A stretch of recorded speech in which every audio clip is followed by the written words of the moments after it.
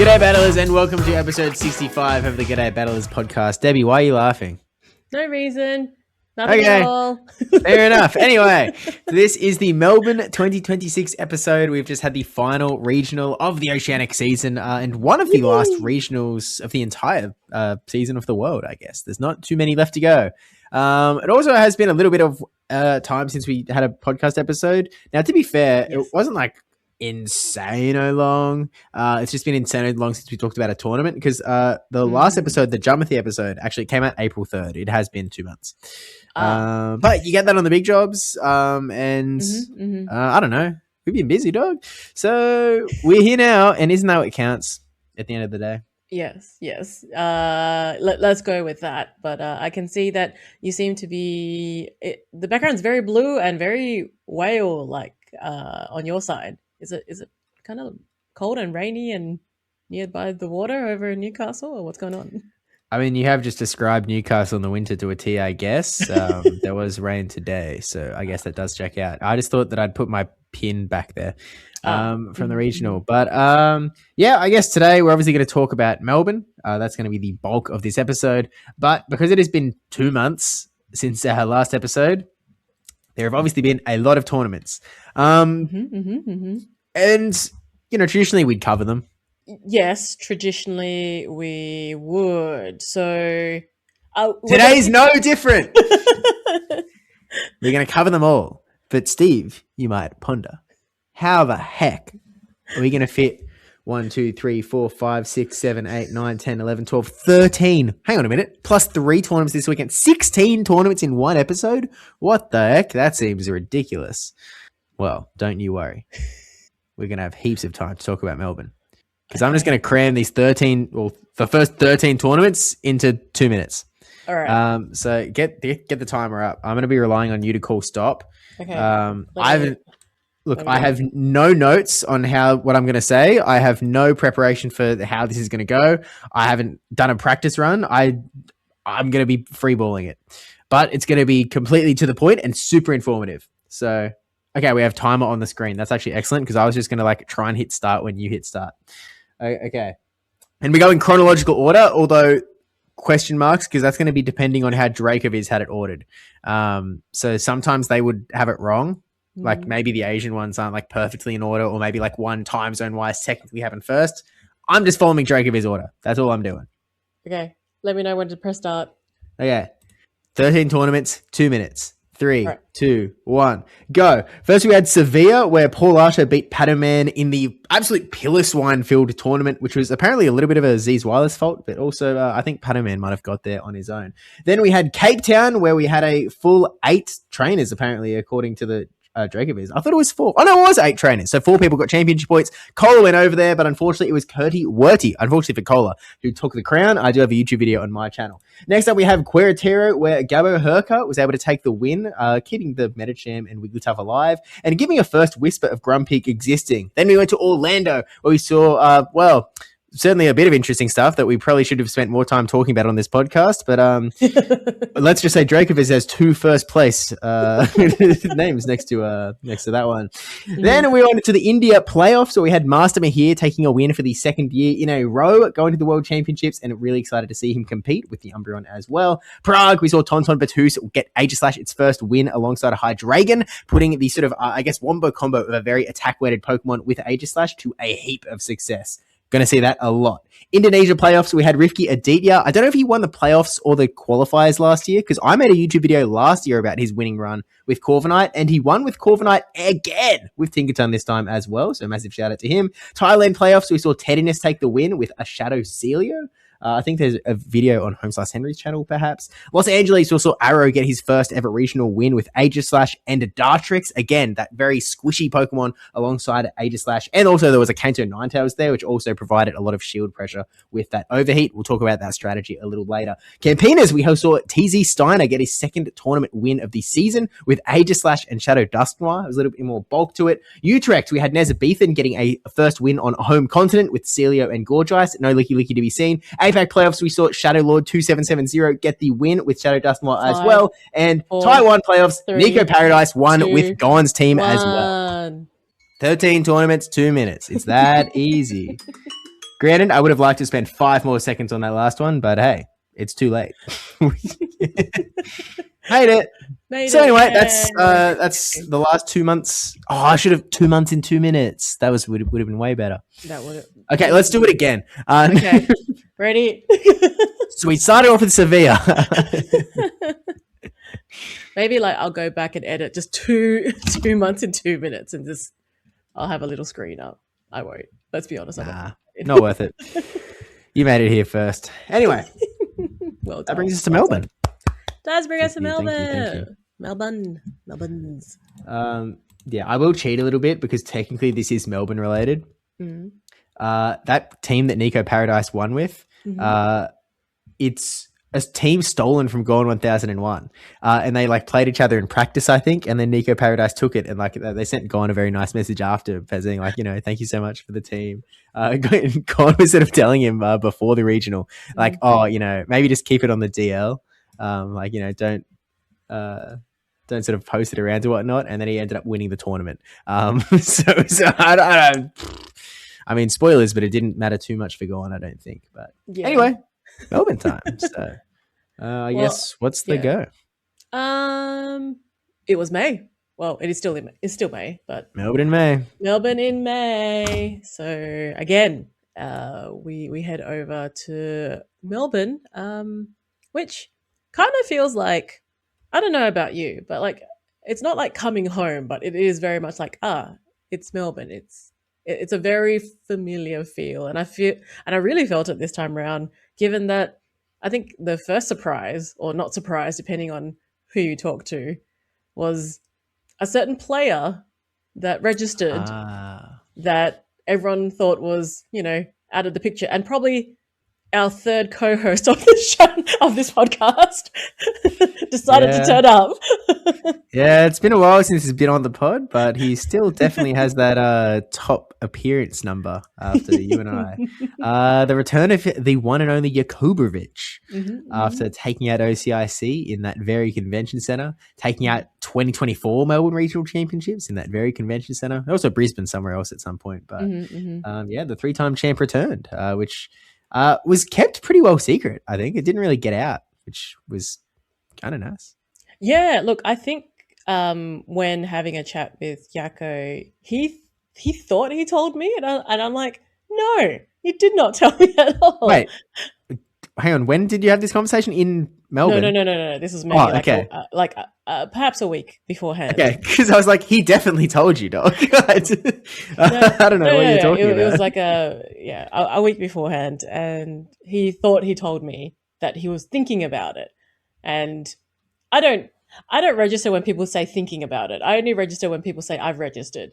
So he never told me he registered or anything along those lines. And I was like, oh, cool. It would be great to see you. Haven't seen you in ages. Would love to, even if you just pop by as a spectator or anything like that, or just jump by for the socials. And yeah, he told me that he was intending to come down, but again, things could fall through. So was likely, but also a possibility of unlikely as well. So I was like, okay, all right, let's not weigh that too much. However, I was like, Steve, put him down as my players to watch. I was like, I want him on the graphic. Yep, and thus he was. Yeah, I thought it'd be good for the storyline.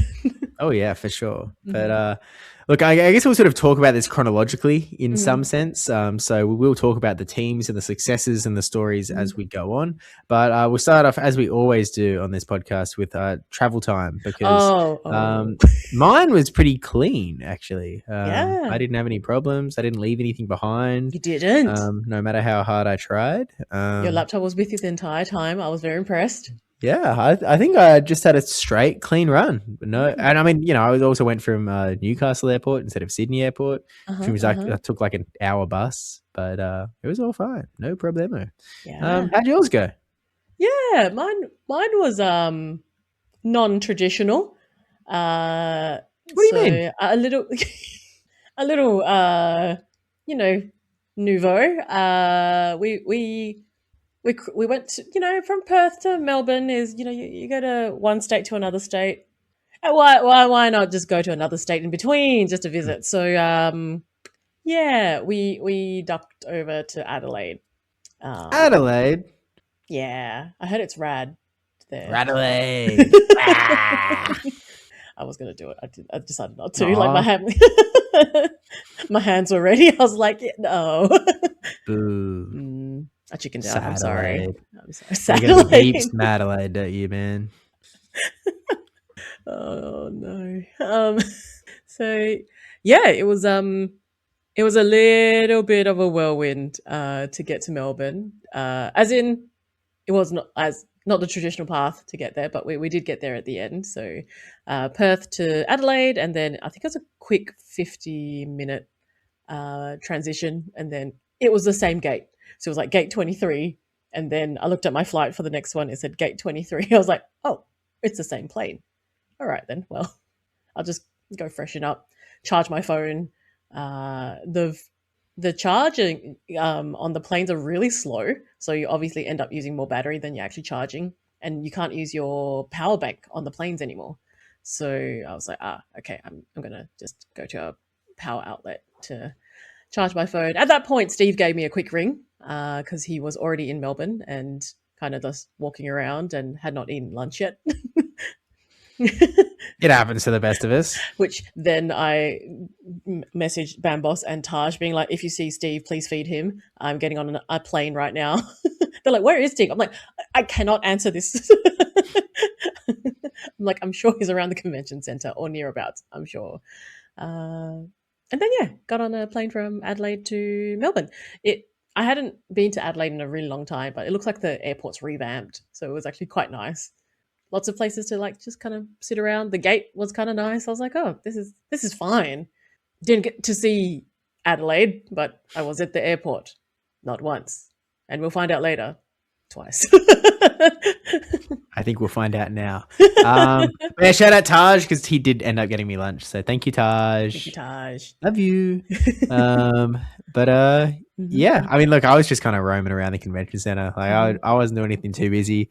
As has become the new normal, which was not the old normal. There isn't a lot of setup that can happen on the Friday. Because ESL doesn't have a lot of the pieces in place until overnight. And I think that part of this is because they only started this like this season, but now they've started doing side events on the Friday, which is like, it seems crazy successful because it's like, I mean, people are just churning through those things. Like it must be a crazy moneymaker. It but makes sense, yeah. Yeah, it makes sense. But I think it just does take away from their staffing capabilities and setup capabilities and whatnot. Also, I don't know if people noticed this, but the convention center size actually increased from Friday to Saturday.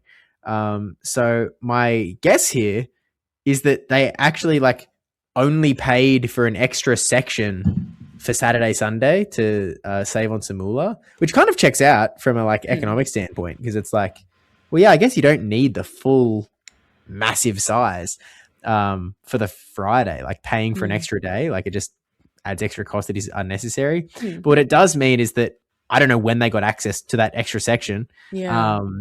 They then had to set up all of the tables, and that's where the broadcast viewing area was. And so like there was sort of all of that couldn't get started until then. So that was just a very early morning Saturday job instead. So I didn't end up getting too much done on that Friday, which is fine. I was sort of prepared for that outcome this time, to be honest. So I went in with no expectation to get stuff done and fully believing Saturday was going to be a crazy morning. But anyway, you got to Melbourne eventually on the Friday, and we. I did waddle in eventually. I was like, hi. I took the Sky bus down. So I looked at an Uber, and I think it was like $60 from the airport to the convention center, and I was like, oh, I could pay the Sky bus, and it was $24.90, and I was like, yeah, let's do that one. Yeah. I've never paid for an Uber from that airport because the Skybus is pretty convenient and it sort of gets you to roughly where you want to go anyway. So it's sort of like, I'll take that. I mean, it's the same logic of me paying for the getting the bus to the Newcastle airport. It's just I have a car. It's just I don't want to pay parking. I don't want to pay for fuel. It costs less than $10. Like it's I don't know $7 or something to I actually get two buses. One bus to the other bus, and then I get the bus to the airport. But it's chill. Public transport away, man. Full support. Yeah. We got that here, unlike you Americans. Silly billies. Are there any Americans that listen to our podcast? Yeah, come on, they're in our comment section. Hi, Tristan. Wow, that is going to really hurt like all of the others. Like, Anne's sitting there crying right now that you just completely neglected her. But Hi, Anne. that's fine. That's fine. But anyway, I guess just what did we have for dinner? What was We went to the public, I think. Was that our first night? Oh yeah, where Bear Boss and Tony were there. Yeah, that was crashed their date. That's all right. Yeah, we crashed their date. That's right. Mm-hmm. So apologies to Bear Boss and Tony of Pride for crashing. Mm-hmm. But yeah, we sort of had dinner with a few of the folks. I don't think didn't go crazy late. Oh yeah, I think we cut it off pretty early because I was like, I think even just talking to people, I was like, oh no, I could feel it in my throat already, being like, oh, this is a lot of talking for for me leading up to Saturday. I was like, oh, okay, let's rest. We need to rest now. I need these vocal cords for tomorrow. Fair enough. But look, the only I think important story to sort of come from that Friday before we get into Saturday and Melbourne regionals is the story behind the pin that you were wearing on broadcast. Let me go get it. Let me go get it. You can continue talking.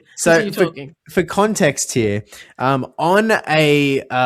on the previous podcast, I believe, I think it was the previous podcast, Debbie specifically said something to the effect of she was looking to collect the pins of all of the baby Pokemon.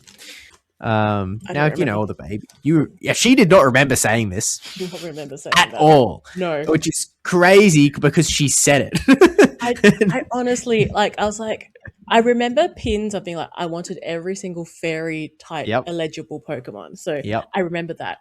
I don't remember the baby one. I do not remember saying that. It sounds like something I would say. Don't get me wrong. It sounds very Debbie. It is. I heard it. I don't remember this at all. On the off chance that it wasn't said on the podcast, it was said somewhere because I heard it. So me and Taj are backing each other up here. We both heard this statement. It did come out of Debbie's mouth. Yeah. Anyway. So in that context, Taj, he went to EIC, famously performed incredibly well, sort of best in Oceania as far as getting those points and bringing them home. Mm-hmm. And he got you something at the Pokemon Center. He did. Keeping in mind that you wanted all of the baby Pokemon pins. He was like, he passed me a pin of a Pokemon. I looked at it. I'm like, oh, thanks. Like, what's this for?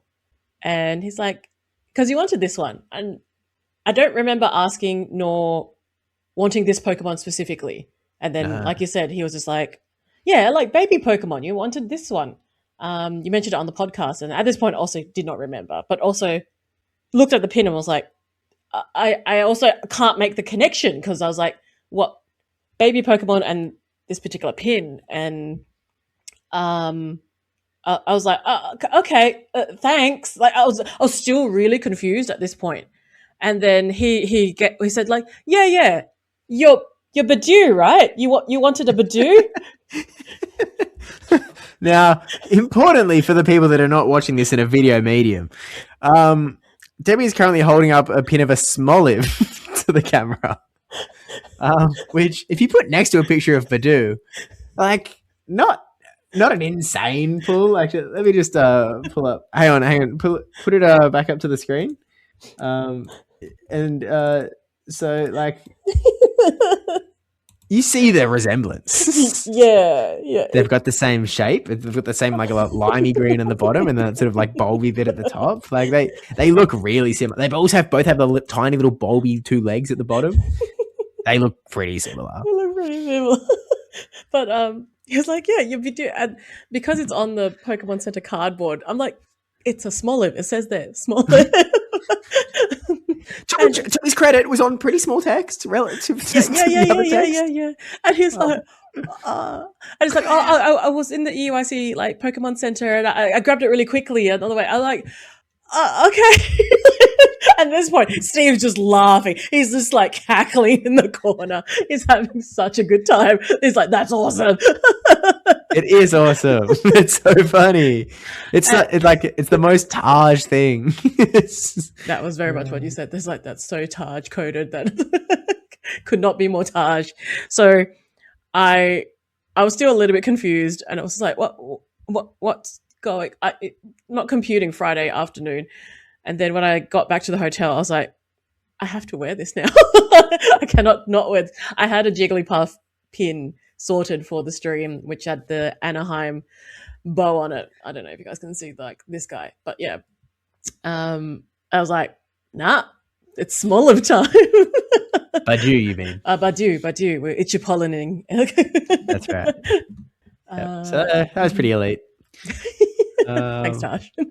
Thanks, Taj. And that basically wraps up the Friday, which does mean it is Saturday. It is tournament day. And it is the day when we are both commentating alongside Dr. Trotter and Fish on a heater for the final stream of the season. Yay. So, I mean, my day started much earlier. I headed into the convention center bright and early to set up the VG stuff and the TCG stuff as well as the Go stuff. Because the VG guys were pretty self-sufficient on setting up their own tech. They brought in a whole bunch of new cameras and mics of their own and stuff, so that was pretty sweet. TCG guys, 3 of them had like not done the last one. Only one was a carryover. There was also a like last minute caster swap because one of the original casters, his wife is sort of was expected to sort of give birth that weekend, so they were like, you know what, maybe not. And so so held those guys set up and whatnot, sort out the thingo. We had our own little room separate away from the convention center. And I mean, you basically led Go setup while I was dealing with the other guys. And we did start a little bit behind because there were some issues in getting the player feeds to production, which is like on a, it's on a me end, I guess. But like, me and the ESL tech guys were trying to figure this thing out. And like, why is this not working? We're trying to send 5 different feeds through this medium. And then they have to deal with something else. And so I'm sort of standing there solo and I'm like, man, okay, I'm going to just keep trying to fix this thing. So I'm like, pressing buttons, I'm playing around. I'm like, we are a little bit behind start time, but once we get this working, it'll be smooth. And it was, to be fair. And then I accidentally broke everything. I killed it all. I was like, all of a sudden, we got nada. And I was standing there going, oh, frick. This is not good. So then I'm like, okay, no, this is fine. I watched these guys set this up. I can, try and set it back up. And as I was setting it back up, I was like, hold on. I just fixed TCG. I got this. Wait, I've solved it. And so in breaking the entire thing, I don't want to go into the full tech because to be fair with you, I don't understand it enough to explain it well. I just explain it. I understood it well enough to like, piece it back together. But I was like, wait, I've solved it. So I understood what was wrong all of a sudden. And then I fixed VG and then I fixed Go. And I was like, right, we're good. You are welcome for breaking it. Because that was the only way that we got to the solution because I broke it. So we take those, I guess. You are welcome, everyone, for my slight level of incompetence measured up by my fat level of competence to eat it up afterwards. We win. So anyway, we did get a very Steve solution. Yeah. Look, I'm a scrappy guy. If something needs to get done and put together, I can get it done and put it together. I don't know what to tell you. But it worked. It did. So eventually, we did have our player feeds. We got started in winners round 2, which was actually our intention anyway. So we weren't really that behind. We probably only missed putting 1 match on stream. I don't think we were that behind at all. I think we had players going on it was after 10 o'clock, and I think we were supposed to hit go live at 9:30. So theoretically, we'd have maybe it was a 10-minute countdown, and then maybe we'd have a battle on before 10 o'clock. But we were maybe 15-minute behind on having a battle on screen, I think. So I think because of the delay, what happened was that Go was being featured on the Oceania TCG hosted stream.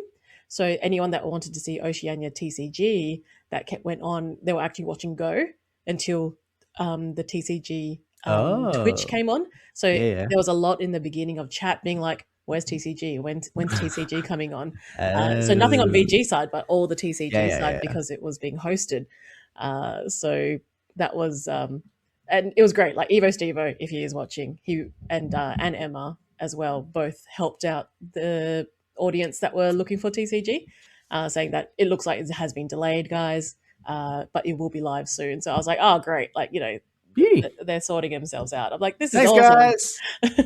I haven't watched it back yet. Yeah. So I haven't seen Twitch chat at all. I was watching Twitch chat yesterday because I just played the entire Twitch replay and just watched the chat, and yeah, that was one of them. And they were super polite about it. The TCG guys that were like, hey, where's the video, when is it going live? And when people responded, it was like, oh, thanks. Like they were just like, oh, okay, yep, cool. Like they Nice. were really nice. I was like, oh, okay.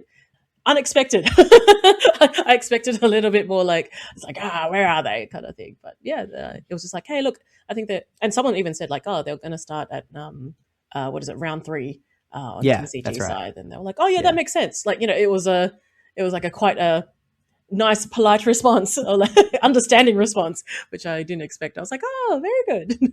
Yeah, I mean the TCG wasn't scheduled to start stream until 10:30. I think. I think this is what I put in the thingo. Yeah, we weren't planning to start till round 3, so we did. I think they weren't. I don't know exactly when they hit go live, because again, by that time the Go stream had sort of started, and I was obviously on half of that. Yes. So I was like the entire time, like if I was on stream or otherwise, like I sort of had my phone there constantly, just sort of as a whenever there is any fire, shoot a message through. There were a lot, but hey, I fixed them all. We got there in the end. You did very well. But anyway, that's sort of, I guess, enough about TCG VG for now. We can just focus back on Go because, we got started. You and Fish kicked off stream, and then we sort of got into it with, we sort of have to address the first battle might have been a little bit contentious for one person because it was contentious. Why? Because previously mentioned Yakko, OCIC champion. Yes. Specifically requested not to be put on stream first. And what happened? Yakko got put on stream first. And so the question that we have to ask ourselves here that he really wanted to get to the bottom of was, whose fault was it? Huh? Whose? Who made the decision? Who? And I'm here to say, once and for all, it was Dr. Trotter. Blame him. So good. I'm glad. Go take him down. Yep.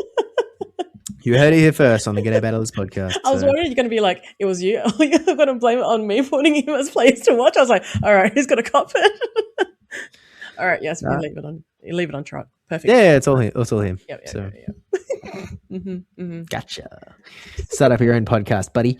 Anyway, so I guess, do you want to talk about how the tournament ran? How commentating went for you? Yeah, no, I think it all went pretty well. Like, again, I was paired up with Fish and Ahita, so we've been paired up many times beforehand. Fish didn't have a pin on him, so I went through and dug out my pins and got him a Graveler one.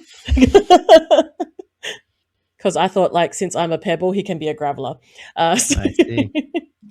But I also didn't realize that sorry, Fish, that the backing of this one was gone. So he was probably poking him the entire time with just one pin without the Pikachu.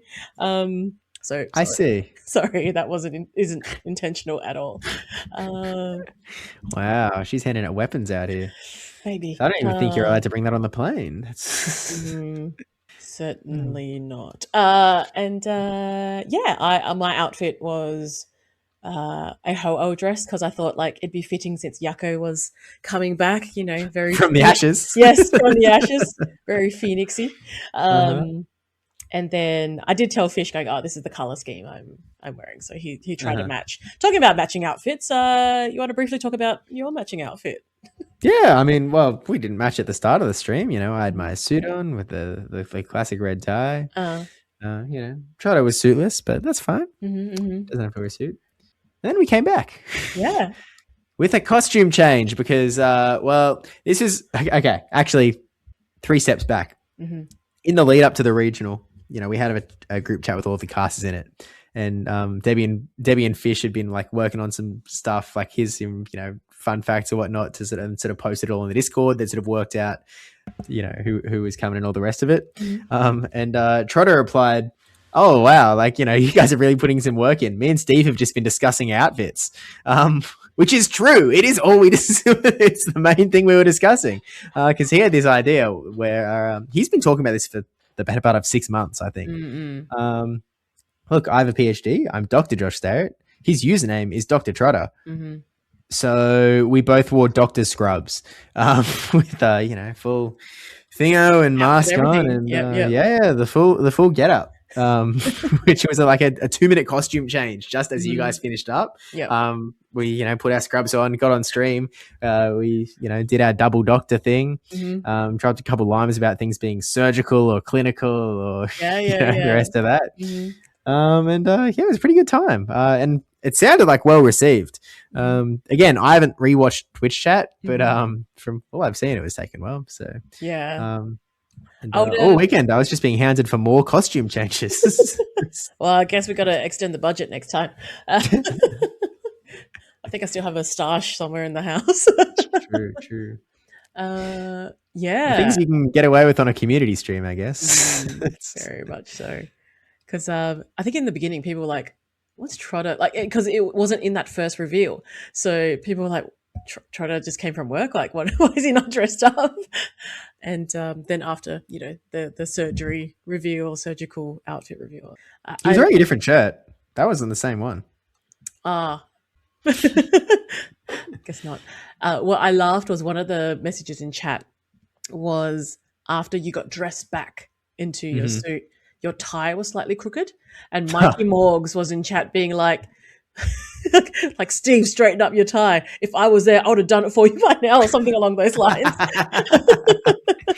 Yeah, it was a real rushed, get dressed. Which was fine afterwards because you did straighten it up after. Yeah. It was just like, I did it a little bit, but then I didn't check myself. I was just, and I guess blame Trotter because he didn't pick me up on it. But yeah, sorry, Mikey. I know you would have. Much love. I fixed it up after. Anyway, you did. It was good before that. But, it was a real quick costume change. Like the tie, I was like, please don't untie, thank heck. It's like, okay, back on. That was that. And otherwise I guess we can probably just talk about the tournament itself, I think. So I guess the only other thing to mention on the commentary side of things was there was a what's the official term? I want to say review. What's the other word? Dispute? Game review, match review, not dispute. That's not the word anymore. Oh, what's the term then? Is just one word, review? Yeah, it's reviewing. Okay. Like, I'd like a review. So. Yeah. I kind of thought it was called something like match review or something. I can't. The word, it might come to me later. Anyway, there was Trotter and I casted a battle. It was 2-0. And then it was like, okay, we're done. Like we'll pass over the caster thing.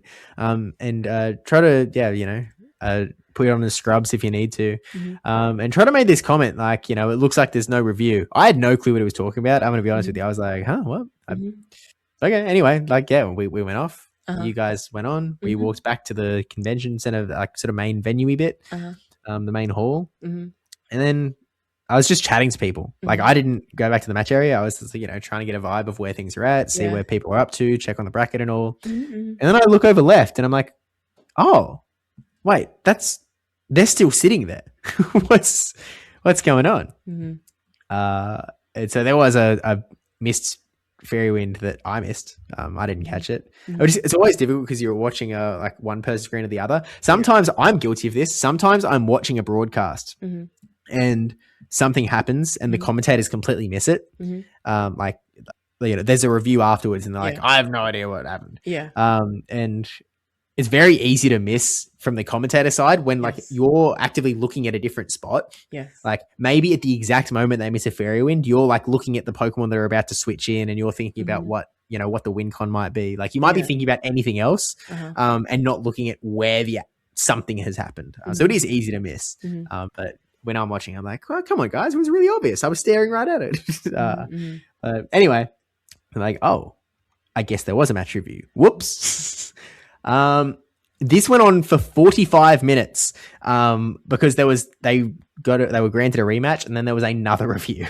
And so for 45 minutes, Debbie and Fish were like commentating this match that like, Trotter and I were supposed to do. It was like, I'll be honest with you, I was sitting there laughing the entire time. I was like, that's so funny that we just hard ditched. We were just like, nope, we're out later. Well, I suppose, like, from my point of view, when I see something happen, unless it's very blatantly in your face, if it's a very minute thing, like I said, if it's a Miss Fairy Wind or something like that, I don't announce it. I'm very much Hmm. a, like, if I'm casting it, I'll be like, hey, look, if there's a review, they'll let us know. Hmm. Because I just don't want it to be a situation where, like, the casters have said something and then it comes back afterwards, and like, it might be used later for that person. Or I know there's a stream delay as well, but yeah, I'm very, I'm suppose cautious to say anything that may hinder the game score. I know that Fish on a Heater did say something with one of the matches. It's like, oh, they that didn't go through, or they missed something, and I just said, like, we'll let the judges decide that. Hmm. Because I yeah, mean, I didn't want to I do make their hands. appreciate when it gets mentioned on like official broadcasts. Like, Mm. they're actually really good with it these days. I don't. Maybe it's just because they have more focus on like replays and little like moments and like Mm. SME and that sort of thing. Yeah. But I do really like that now when there's a match review, they actually go to the effort of like catching the clip of what Mm. happened and then playing it on broadcasts for Yeah. the casters to talk about it. Yeah. Yeah. Yeah. I really like that. That I like because it is being explained, but we don't have that feature. So Yeah. it's kind of like, okay, well, I'll, in my case, I was like, okay, I'll let the judges make a decision here. But like you said, it did go for 45 minutes. And I was really like, obviously 45 minutes of just me and Fish just talking about what we thought was going to be review and be done. So we started talking about the next match already. Hmm. So it was Averitt versus ETUB, which is, again, Perth locals. So started talking about their teams and started talking about, like, that match. And at this point, I didn't know that there was going to be another review. So I thought, logically, the best thing to do is, like, let that be played off stream. So, Hmm. and then just get the WA boys on. But that wasn't the case. So, and yeah, by the time it was 45 minutes, again, Avrip and Zetab weren't even seated yet. And when Fish and I were just kind of like, well, we would like to cast something, but also I think it's good to call a break at this point and have you guys back on. So yeah, it was. I don't know what we even talked about. I was like, hey, if there are any graphics, just chuck something up on the screen. We didn't get to the whole fishy legs, like, do we think for alligator is an introvert or extrovert part, but it got pretty I got to close. that later. Yeah, I think there was well, the thing is, at this point of the tournament, Mhm, every match from here on out was supposed to be on stream. mhm, mhm. And so because of this, they'd actually already packed up all of the phones from the tables. Yeah, yeah. So these were the only two phones that were out, were the stream Yes. phones. Yeah. So there wasn't just I guess a simple like, oh, just send these guys over there, put the next guys on Again, I was stream. Like, unaware, and I was just kind of like, yeah, it made logical I sense to me. Be like, oh, just let them play on the tables. What we're doing. yeah. But Mhm. yeah. Anyway, they did end up because of how long it was going, they did end up getting another match played off stream, and so they like reset up two phones Yeah, to yeah. let some guys play at the tables. But Mhm. yeah, they'd already packed up to because it makes sense efficiency Mhm. wise. It's like, oh, if every match from here on out is going to be on stream, then just Yeah. keep the stream phones. That Yeah, yeah, sort of makes absolutely. sense. Yeah. Mhm. And then they don't have to like care about the technology that is sitting out on the Mm, tables anymore. mm, So mm. I fully support it. Just Yeah. unfortunately, I guess now These we things know that there happen. is a downside Yeah, yeah, to that yeah. sort of thing. Mhm. Um, but yeah, anyway, other than that, now we can talk about the actual tournament itself. Uh-huh. So I guess where do you want to start? Because we can, I guess, as the tournament began, I suppose there were sort of a lot of, I'll call them upsets, I suppose, Mm, as the tournament agree. started. A lot of players that you might expect to do crazy well, went down pretty early. Yeah. Yakko did end up losing his first match on stream, but then he did win a couple after that. You did. You But did. ended up going down to Avrip eventually, just Mhm. outside of top 16, Mhm, mhm. which fair enough. That's pretty normal Very thing. close match, I heard. It was something that I believe Yako said that was disputable, but he decided not to. And Avrip was like, no, I shouldn't have that. And Mhm. Yako was like, nah, just have it. so, and Avrip was like very angry about it. He's like, no, no, no, no, we keep playing. Mhm. And Yako just conceded. So he was like, nah. that's fine. Which I told him, going, if you want to keep playing, just keep playing. Like, it's fine.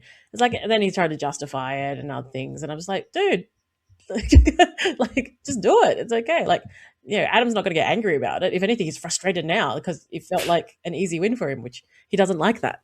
He wants to play fair. So anyway, but yes, Yako went 2-2 in the tournament. I think the other one to note, 3-2. 3-2? Yes, 3-2. Sorry, he did go 3-2.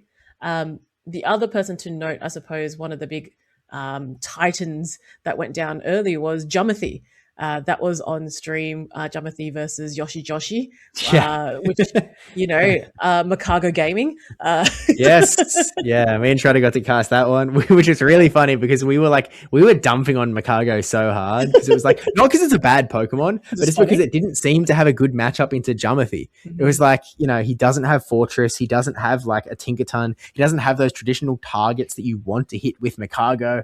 Like he's got a Quagsire, he's got an Empoleon, Licky probably isn't that awesome. Galarian Corsola is probably not that awesome for you. Even Togekiss has Aura Sphere that's going to outpace Makago. Like, it just felt like this was not the time for Makago. And we took all of that smack.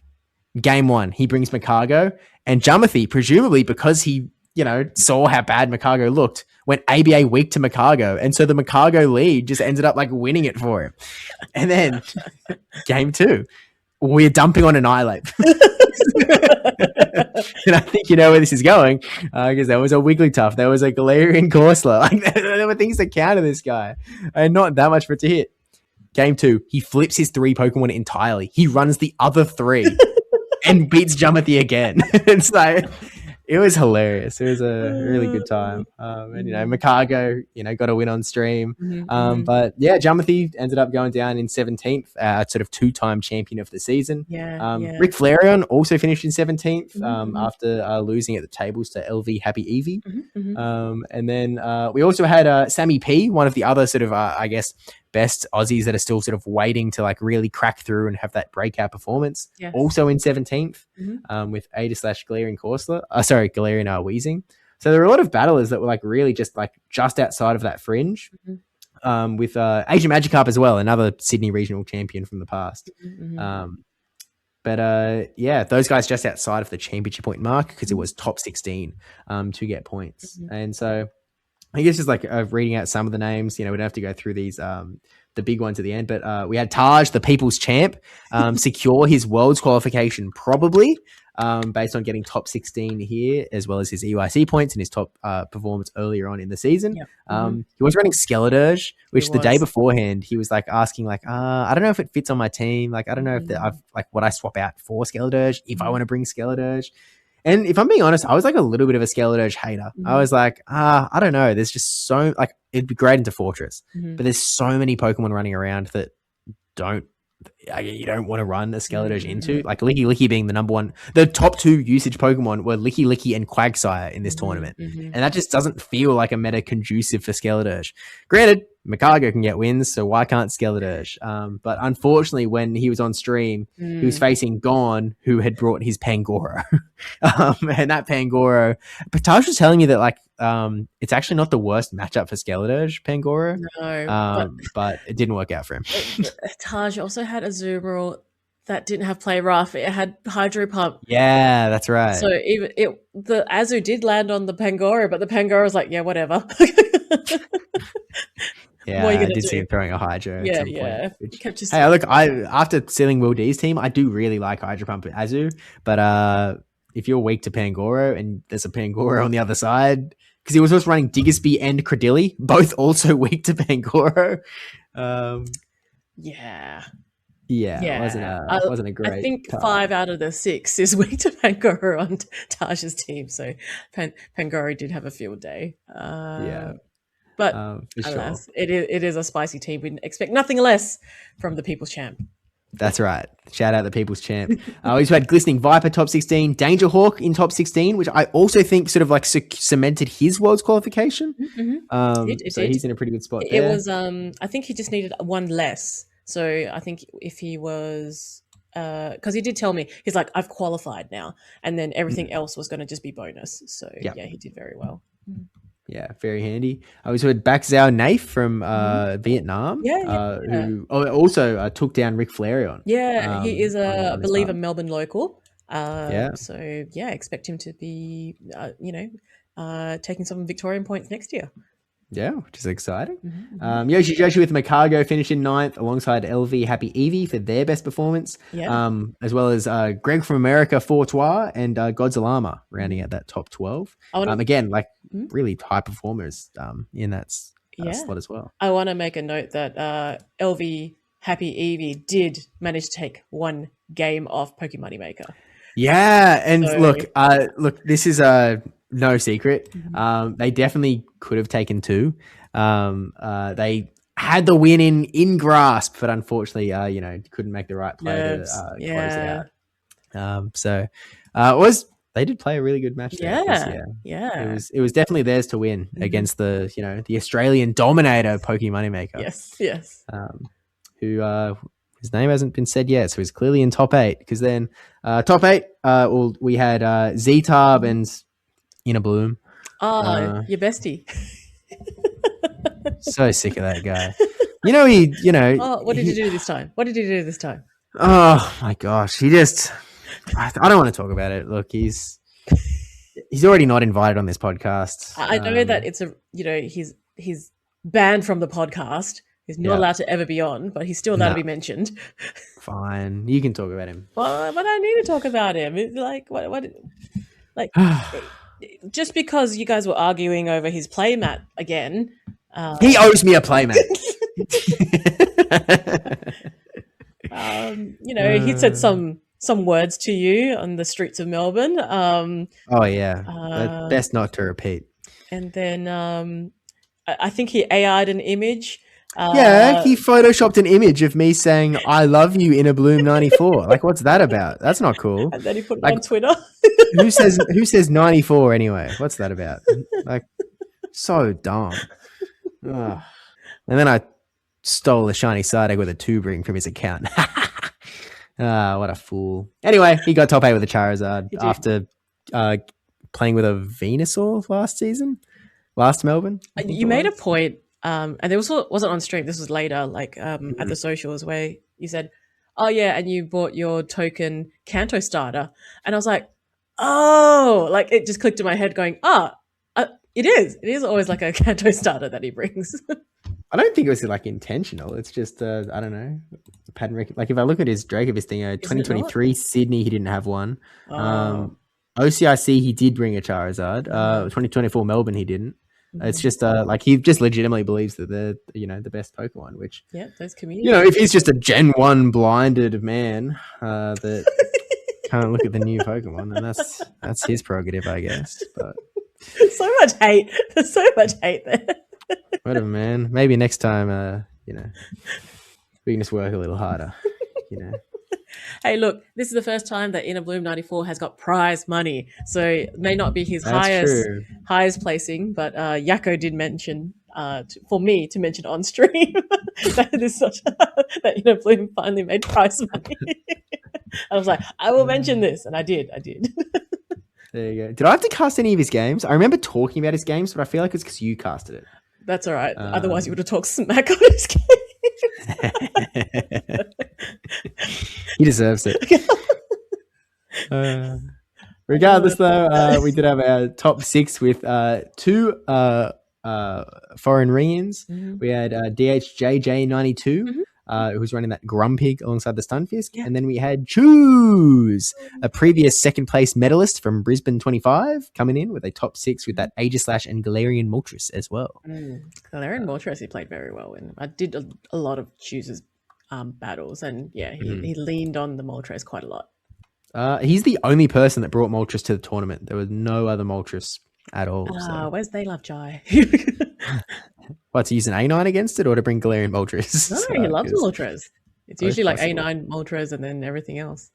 Yeah, I mean, look, we haven't really talked about it yet, but that whole Aegislash thing that I mentioned in the 2 months in 2 minutes, pairing up Aegislash, a Pokemon that is just really good at like one hit KOing Pokemon or just tanking hits, pairs up so well with a Pokemon that threatens shields, like the Dartrix, like the Shadow Hydreigon, like Galarian Moltres, where like you really, and Kanto Ninetales with Overheat.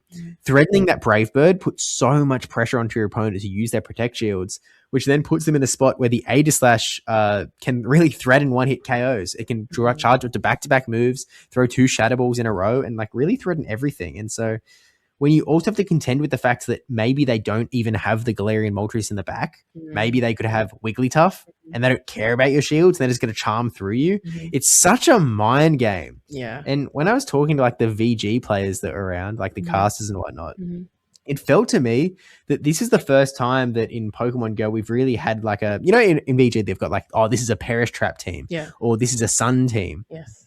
It felt like an Aegislash team was a real archetype where it makes your opponent play in such a different way around their shields, and they have to be so careful about, do I think an Aegislash is back there? Do I need to save shields for the blade form? Do I need to use my shields now? And will that get me enough energy for later on that I can actually take down Aegislash? Do I have something that can tank a move from Aegislash? Can I try and make a fancy catch? Like, can I do something to beat it? Whether it's there or not is just truly a level of mind game that I don't think we've had in Pokemon Go yet. Yeah. I think, you know, the attempt was Morpeko in the beginning because obviously different aura wheels, it changes its typing. So it was something that was a bit clunky in the beginning, but I think now people have gotten used to it. But I don't think people are going, oh, this is a Morpeko team. But Aegislash is definitely, something that archetype, like you said.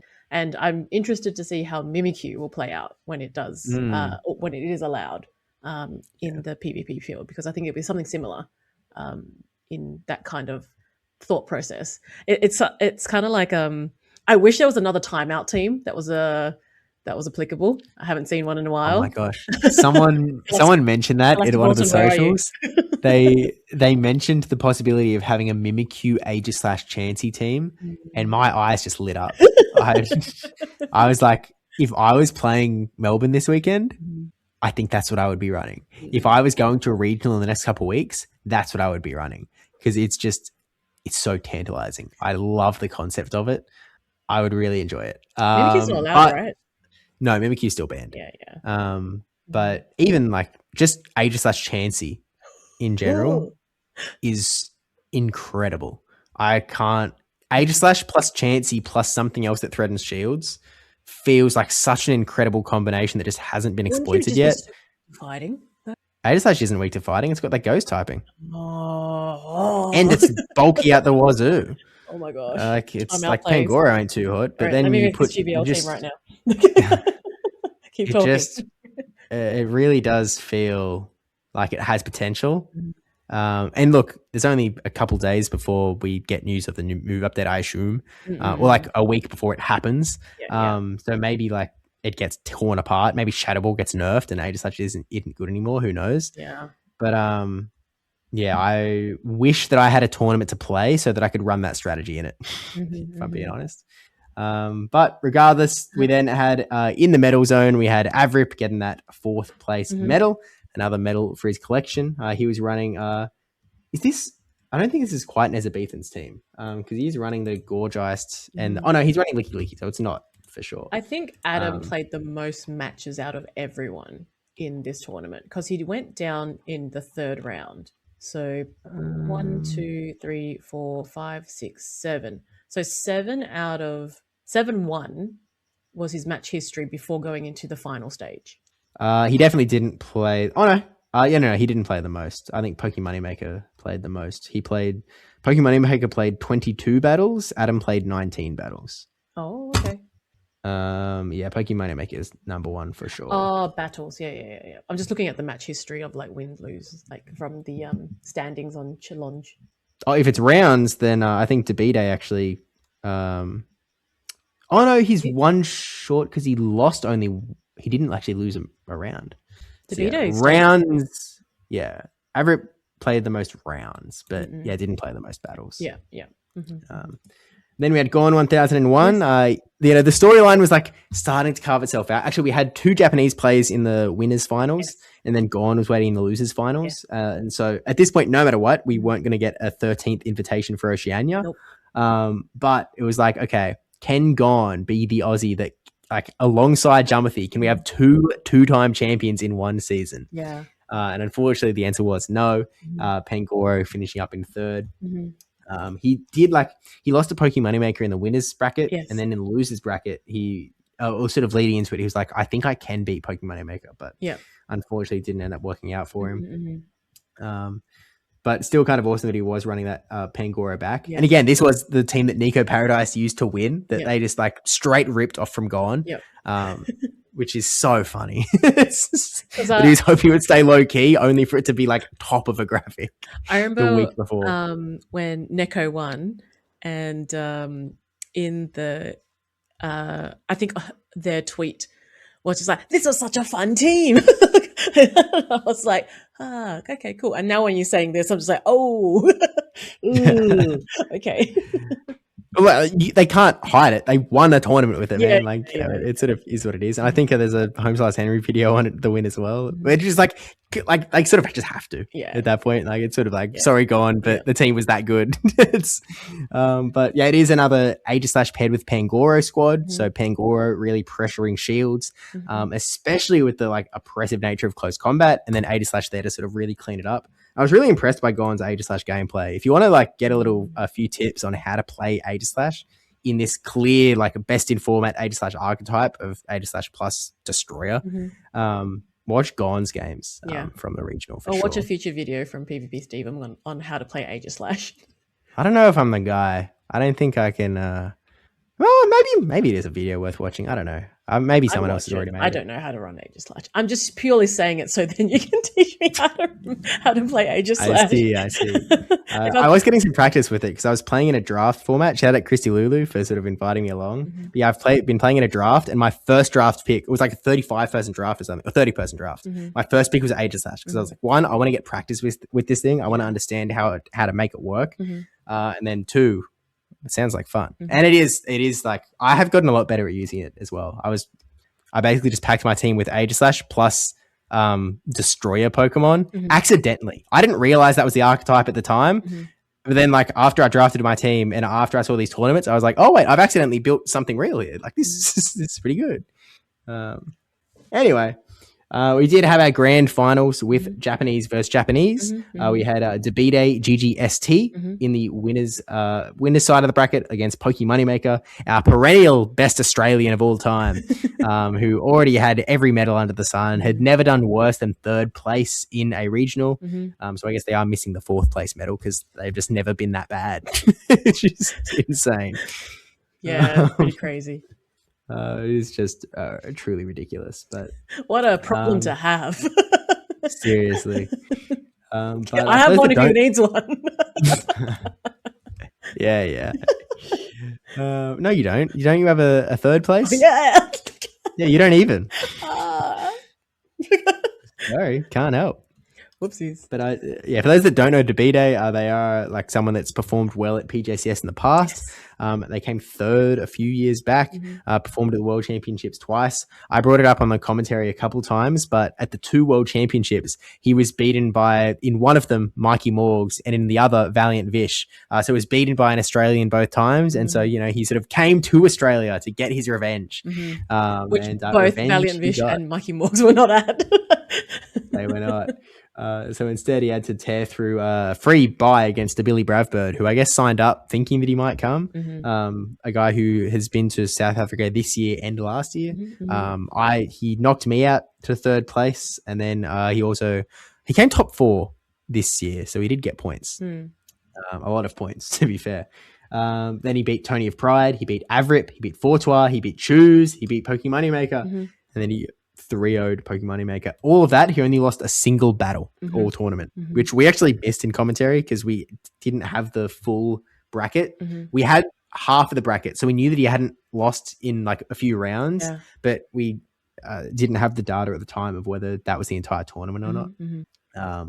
So we didn't miss it. We didn't catch it until after. But yeah, literally dropped one battle in the winners finals. Yep. Super close to that 100% win rate. Yeah. 100% game win rate. Mm-hmm. I think it's still, is it above 80%? Because I feel like there's like a Drake of his badge for going above 80%. Mm-hmm. But he played 16 games and he won 15 of them. 15 out of 16 is like, 93.8%. Crazy. So, yeah, he's definitely got a Drake of his badge heading his way. Mm-hmm. But also, actually, what were the other stats? Because I think he's a twin, and his twin brother won the PJCS VG tournament like 2025 or something like that, which is like kind of just awesome. Yeah. Kind of elite. But yeah, Pokemon Moneymaker, I was running the old Shadow Altaria, Shadow Dusknoir, Empoleon, Licky Licky, Quagsire, and Wigglytuff. And I think he was the only Dusknoir in the tournament. Correct, yes. Which I was just like control effing through the team sheets at one point. Like I was just on the ground while you guys were casting. I was just like trying to get some quick stats or something. And I was like, oh, he's the only one. I was disappointed that there were no Dondozos in the whole tournament, even after it came second place in APAC. Did I? Oh man, I missed out on the 2 months in 2 minutes bit. Is your Kai and the Dondozo coming second place. But regardless, our champion, Debite GGST, our second ever foreign winner in Australia, was running the Shadow Fortress with Bug Bite, the Shadow Quagsire, Shadow Sableye with Drain Punch, Shadow Steelix with Thunderfang, Shadow Togekiss, and the Wigglytuff. Yeah, I don't know what was that on the team sheet that it was Shadow, or was that just a graphic thing? I think what happened was as we were entering the sheet, the teams on the spreadsheet, someone may have clicked Shadow because there's been so many shadows that the columns were the wrong one that was ticked. Gotcha. So I think that's what happened. Gotcha. So the chat was very interested in being like, oh, the source is Shadow Togekiss. Until I think I casted one of Debite's battles. I was like, oh, the Togekiss is incorrect, by the way, and then production changed. Okay.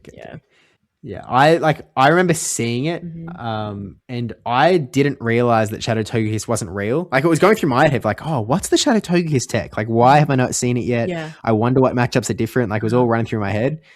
Because, look, I don't have an encyclopedic knowledge of which Pokemon are shadows in this game and which aren't. So I didn't really think about it.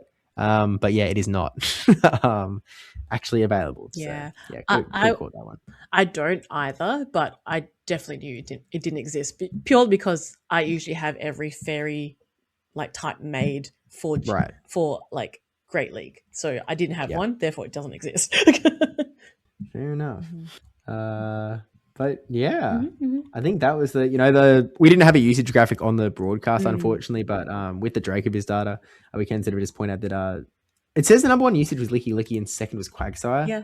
I could have sworn when I checked the sheet, they were the exact same number. So I don't know what the go is on this one. Even if I check Dracoviz, like if I go to the very end, there's 20, 1, 2, 3, 4, 5, 6, 7. There's 28 Licky Lickies. And if I don't go to Quagsire, which is allegedly number 2, there's 1, 2, 3, 4, 5, 6, 7. There is one missing. I don't know what happened then. Maybe something was, or maybe someone's username had like the letters I was checking or something. Maybe that makes sense. Anyway, Licky Licky number 1, Quagsire number 2, both of them at about 45, 47% usage. Wigglytuff at 38%, Fortress at 37%, then Tinkerton at 33%, followed by Feraligatr, Togekiss, Stunfisk, Altaria, Talonflame, Jellicent, and Diggersby, sort of rounding out that full squad.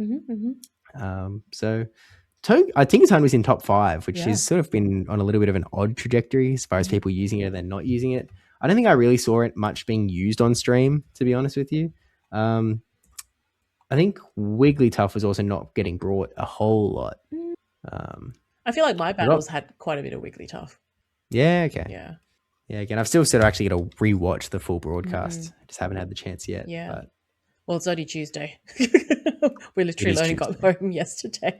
Yeah, I got home like 28 hours ago. Yeah, I was going to say, I was like... And I had a big sleep and then went to work. So, yeah, have not actually had any time possible to watch that yet. But look, the week is still young.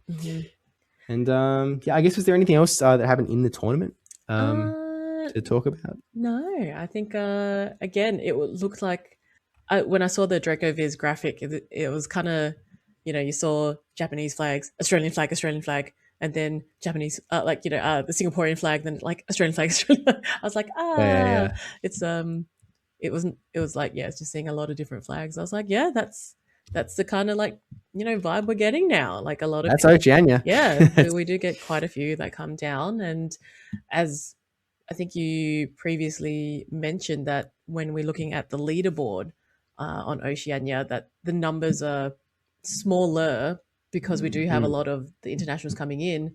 Therefore, that takes championship points away from like our local leaderboard. Therefore, yeah, it's just not as high. That's it. Yeah, I mean, yeah, look, like Debide winning, that burns 350 championship points that are no longer in our leaderboard. Pokemon Moneymaker burns another 325. Choose and DHJJ in that top 6 burn another, like, what is it, like 280 Yeah, let's call it points 2. each. Yeah. So, like, that alone is like, we're talking about 1,200 championship points that would be on the Oceanic leaderboard that are just sort of like burned away. Yeah. And so it does sort of like deflate where the numbers actually land at the end of the season, which is like, it's not a bad thing. It's just something to sort of like keep in mind. Yeah. Or I guess sort of an interesting explainer as to why the numbers don't always line up. And yeah, it was pretty cool. Then afterwards, I watched the finals in person, and unfortunately, as you were casting, you would have noticed that one of the screens dropped. And Oh my gosh, yeah. It was a 3-0. And the first 2 battles, we had both perspectives. And right before the third battle started, there was a message in the production chat that one of them dropped out. And I was sitting there going like, oh no. Yeah. And this is not I was good. literally behind them. And by the time I got notified, they were already in battle. Yeah. So, and I told Bragg and I told Ross, and they're just like, we can't do anything. They're in the final battle. They're playing. And I was like, all right. It might not have been the final battle. They're playing. You can't stop them mid-battle, regardless. Even if it wasn't the final, you can't stop them mid-battle to pull the plug and put it back of course. So I was like, it is what it is. And then as soon as they stopped playing, the headphones came off. And I'm like, oh, it's done. And because, it was such a polite finish because they're both Japanese. So both of them just took it off. And I could see Pokemon Moneymaker saying some things that, just very polite, like nodding and just like congratulating Debide. And Debide's just like, nodding back. It was like, the bow off that happens. And it was just so quiet and so polite. There was no fist bumps or anything like that. It was just kind of like, yeah, okay. So it was almost like, is there a review? Like, what's going on? Like, because it was just so quiet. But that was the finish. That was like them done. And then I was like, I had to ask, I think it was a Ross or Bragg. I'm like, done? Like, are they done? Like, oh, yeah. I was like, oh, okay. I started clapping and then everyone else started clapping because everyone was so confused. I was like, what's going on? So yeah, that's what happened. Yeah. I thought it was funny. I was like, so different. Yeah. I mean, I guess that is, different to like when Gon wins and is sort of overcome by emotion of finally winning the regional championship. I mean, again, I wasn't there, so I didn't see it. But yeah, also the stream on the TV is like 20-second delay from the compared to what's Twitch actually happening. Yeah. I know, like the TV screen in the audience, like that they're watching. I know a 20-second delay from reality because there's a delay. Yep. But yeah, I mean, and during that third battle, there was a point where the second phone dropped out. It flashes black. Yeah. And I'm sitting there commentating and I'm like, oh my gosh, this can't be happening. This is, we're not going to lose both phones in what is looking like it is going to be the final battle of the entire tournament. But oh well, it did come back pretty quickly. Yep. So like, oh, phew. Yeah. And yeah, we were able to close it all out. It was a very long day. And I think at the end, like it was, it ended up being like an 8-9 hour stream. Like 8 hours and 43 minutes or something. Yeah, like that. The YouTube version has like 13 minutes cut out. Yeah, 43 minutes of just reviewing and Debbie and fish on a heater waffling for. Yeah, is it I am ignoring when there's just a BRB screen because on the YouTube version, I've cut out any BRB streams from any of the Footage. broadcasts. Obviously, like most caster swaps do have like an original video, so the original video is there. But if it was just a straight BRB for whatever reason, it's just it's cut out. Yeah. But I'm kind of curious if that was the longest, because it seemed like the longest. Because it went really late. Like it was like 6 o'clock hit, and we were still Yeah. battling, which is irregular for Pokemon Go. Yeah, yeah. I And I mean, was I remember it concerned from for Fish on a Heater because he was flying out that evening at 9 p.m. So he needed to get to the airport. And I was like, okay. And I did tell him at one point, I was like, I think this is going to roll to 6, like at least 6 to finish up. yeah. And then after that, we got to do the prizing and everything else. So FYI, I think as soon as we finish our end, you need to go and get to the airport. Yeah, well, the schedule as it like played out because of the some swap overs and some cutting matches from the stream queue. You guys were sort of set to do grand finals, and then I came back in to ready to sort of swap on for maybe it was winners finals. Like maybe we were going to do winners finals, losers finals, then you were going to do grands or something. Right. And so we came back in, and I was ready to cast winners, and then you guys had all been talking, and we're like, oh, do you guys want to do winners, and then we'll do losers, and then you guys do grands? And I was kind of like sort of looking back and forth, like kind of just thinking why. What is what's happening? Because I would explain. Everyone was like, do you want to do this instead? And it's like sure, like we can cast grands, that's fine. And then it was explained to me the whole wanting to get his flight thing, and so you guys did losers, and then he ran off. Yes, yeah. I was like, okay, I get it. Yeah. But yeah, I just did not know what was going on. Yeah, I don't know if you knew that he was flying out that night. Because I think I knew, but it had left my head. It wasn't. Yeah. So I was very cognizant of that because he obviously told me earlier in the week, and I was like, oh, okay, that's a bit unusual because usually most people stay and then leave the next morning at least. Yeah. But he had. I mean, I don't think that's always true. I actually think most people leave that day. And then. Oh no, it's Sunday. Sorry, I was thinking about the Monday stay. Yeah. Most people leave Sunday. Yeah. So, but he had work on the next day, so I needed to be there for the morning of. So, it made sense. And being in, he lives in Adelaide, so it's a quick flight over. But it was yeah. I did it twice. You're only in the air for 55 minutes. There you have it. You get a snack. And but yeah, so I was like, okay, right. Because I think even though he didn't say it, I was like, could see it on his face, being like looking at the watch a little bit. I was like, okay, right. Let's plan this better next time. Yeah. Plan it. Plan what better? Like what could have been planned differently? I'll write it in my feedback form. No. No, you can't plan for anything. I can't plan for anything. I think that I did write it off a little bit. Like, I heard that information of when he was flying out at some point. But I think it left my head because it's like, oh, that's probably irrelevant because the stream won't go that late. Oh, yeah. Not the case, as it turns out. That's, in my head also it was like that, going, oh yeah, that's a good time. That should be right. Yeah. As it got closer and closer, I was like, Yeah. Because I even had in my head some of the TCG casters had to fly out, and so that was still rattling. Scheduling wise, I was like, this is still in my head because again, even though Saturday was I'm commentating half of the day, I was also just managing those two streams and putting out any fires and the rest of it at the same time. But because truth be told, there's just no one else that can really do that job at present. It's sort of no one else that has all of the pieces of the puzzle to be able to go this is what we do. But yeah, I mean, we got there in the end. We did. Cast it out. Yeah. That Dr. Trotter guy kept openly being biased on stream. Can't believe this dude. But that's how he is. Yeah. Is there, I guess, anything else to say on the stream or the tournament as a whole? No, I mean, that's the Oceania circuit for the year. We've done 3 streams and we played at a special event together. That's right. I had a whole lot of highlights. I think good vibes. Good to see the crew as always. And yeah, it's it's really nice. I think I have some highlights, but one of them was also the Japanese players coming out to join us for dinner that night. I was like, this is we're adding more to the crew. I know that Daryl DHJJ92, he came to I don't think he played the cup, but he came came Mhm. over on Sunday as well. And oh yes, Evie75 came to Friday night to say hi to you. Oh my gosh. Yes. Okay. This actually is an awesome story.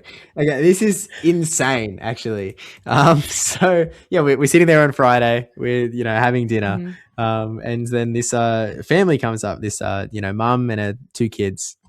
And they're like, oh, like we traveled here for the tournament, or like, they were talking about that story a little bit. Like, it's partially for the tournament, partially for other reasons, other excuses, but they've ended up in Melbourne with the intent of playing this tournament. Yeah. And so she's sort of been like, introducing her kids, and it's like, and this guy, EV75, like he's playing Go. And then he, I don't think I heard what was said, initially, because I was on the complete other end of the table. And what was going through my head was like, man, like I can't believe these guys with this, come up to this random like group of Pokemon players, like they're from Sweden, which is an important detail I had not mentioned. Yes. And it's like, man, this like random Swedish families come up and like chatted to it. Like, this is awesome. Like, what a crazy vibe. And like, yeah, we're like Go players. And I just like assumed like, oh, they must be TCG or VG or something, because there's so many of them. And I was like, oh no, he's playing Go. And it was like, cool. And then something was said that I missed. And then he said like, oh, like, yeah, you're PvPSteve, right? Yeah. It's like, oh yeah. Like, yeah. Hey. And then his mum was like, yeah, like you guys played in Gdansk. Yeah. And I was Poland. like, and I was like, and then all of a sudden it was like, and I was like, oh my gosh. And all of the puzzle pieces came back together. And I was like, oh my gosh, we did. We didn't play in the main tournament, but we played in a side event afterwards. I think I played like a cup and 2 challenges or something across that weekend. And yeah, we played there. And I was like, this is ridiculous that like, I think I said something effective like, oh, really appreciate that, after I went over and visited you guys, you came back and visited me back. And it's just really cool. He ended up coming 17th as well. He got 2 wins, including beating Dangerhawk. Yeah. And then unfortunately went down to Fortois and Glistening Viper, who both performed quite well as well. It was it was crazy. It was funny because the mum came up and obviously had a chat, and the kids didn't want to come down and say hi, and the mum was like, "That's fine, they're Go players." And I was just like, "Yeah, I feel like that's something that you can say to Go players, as in you can just rock up, because we obviously put everything on socials. So EV75, I think ages ago, I think DM'd me for the Oceania invite, and or someone else DM'd me. Maybe it was Inadequates. I can't remember. On their behalf? Yeah. And was like, oh, can you add them to the server? I'm like, yeah, cool, whatevs. Not really thinking of anything of it, but obviously, like, now it all makes sense. Going, oh, okay, because obviously when we were in Melbourne, we're taking photos of each other. We're putting it in, going, hey, if you guys are around, we're here, we're seated here. This is where we're located. Here's a GPS drop. Just come in whenever you're ready. So I do like that vibe that we have, that you just kind of like, here, we're all just going to hang here. Just come in, leave when you're ready. Just like, yeah, just chill. And that was, you could see that, they were a bit sheepish, and then they got into it. So yeah, it was cool. It was cool. So yeah, glad they turned up. I think they weren't the only European. There was an Italian player as well, but I don't think they're actually a competitive Pokemon Go player. Maybe like a dad or from like, TCG or VG. But I did see on the nationalities that there was one Italian player popped up. Rus Panda 97. Yeah. They did get a win against. Oh my! Actually, okay, this is ridiculous. Okay, round 1, they lose to Yoshi Joshi. Okay, yeah, makes sense. Yeah, sure. Like he was crushing with that Makago. Round 2, he plays another Makago player and wins. That's ridiculous. You found there must only be 2 Makagos in this whole tournament, surely. He got double Makago. Okay. Dracoviz breaks if you're on like a later page and then you search for a Pokemon and then there's not that many pages of that Pokemon. Okay. So I've had to refresh the page. Okay. Makago. Okay. He placed the only 2 Makagos in the entire tournament, back to back. That's awesome. It's like, what is with these Australians and Makago? What the heck? Amazing. That's sick. He got the win against the second Makago though. So shout out. That's awesome. Yeah. Something to take back to Italy. Yeah. It's like, oh, how was your tournament over in Australia? I just got Makago'd. Man. It is always a bit different our way. Yeah, it do be like that sometimes. But look, that was the day. Yeah. We all went out for dinner, had a good time. And then Sunday we roll back in. Yeah. Neither of us played in the cup. Sorry, we didn't play in the cup. You were one short. Sorry. No, we're blaming Rick Flair on No, this. we're blaming Ric Flair Jump. Jump counted as 2 people, so we can blame on Jump. Oh, I see. Yeah, okay. Look, I'm happy to blame anyone as long as it's not me. Yeah. In a bloom, perhaps. Yes. Yeah. That guy just couldn't have done one for the team. He just played the tournament, helped everyone out. No, okay, that's fine. He doesn't turn up to even his local tournaments. This is true. Maybe if he did, maybe he would be in with a chance to qualify for Worlds, but alas, he did not. Are we just gonna have like an Inner Bloom 94 hate corner in this podcast now? Why limit it to a corner? Why not the whole thing? That's not even me. Like, it's got to be Melbourne Regionals and brackets, like hating on Inner Bloom 94. Like, that's a title of the podcast. I mean, I think that's implied. But regardless, that was a tournament. Yeah, Sunday, the cup went through.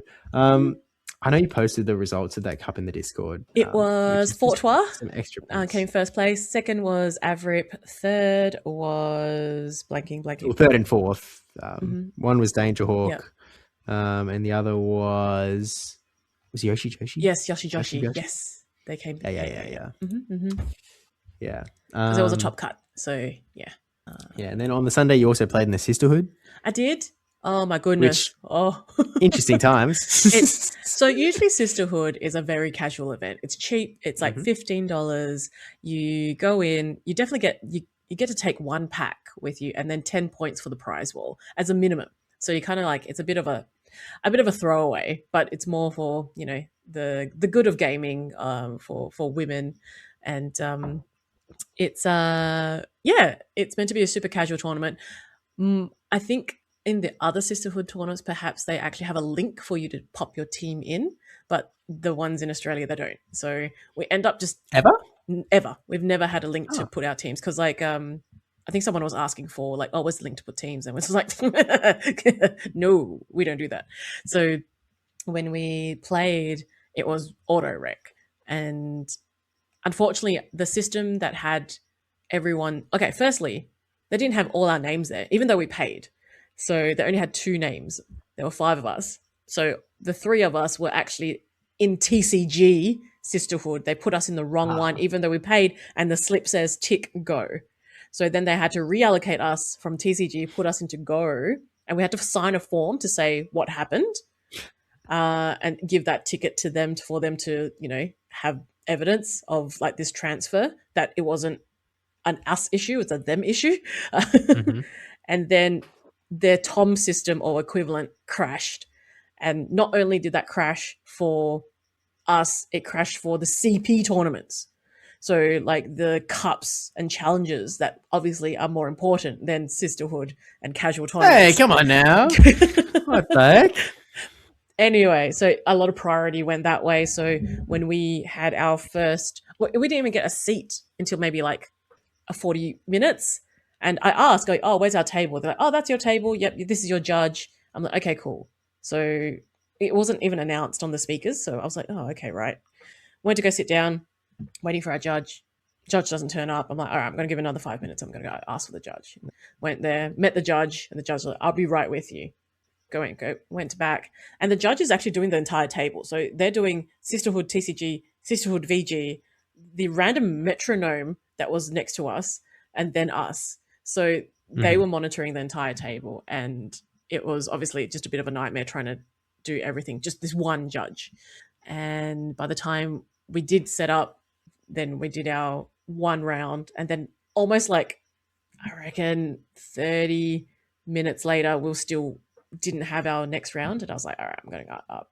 And at this point, Shadow was just like, tell them I need to go soon. I was like, oh, okay, yeah. So I kind of like said, like, look, it's currently 3:00. We're only 1 round in. Do you think we'll be done by 4?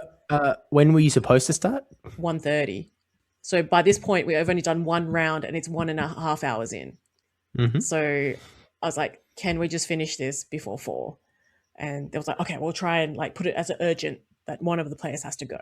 I was like, okay, cool. And then Shadow's like, we should have said that in the first place. And I'm like, I'm like, because Misa wanted to go do pack battles to get more Yeah. points to buy things from the wall. So she's like, oh, I could have done like 2 pack battles by now.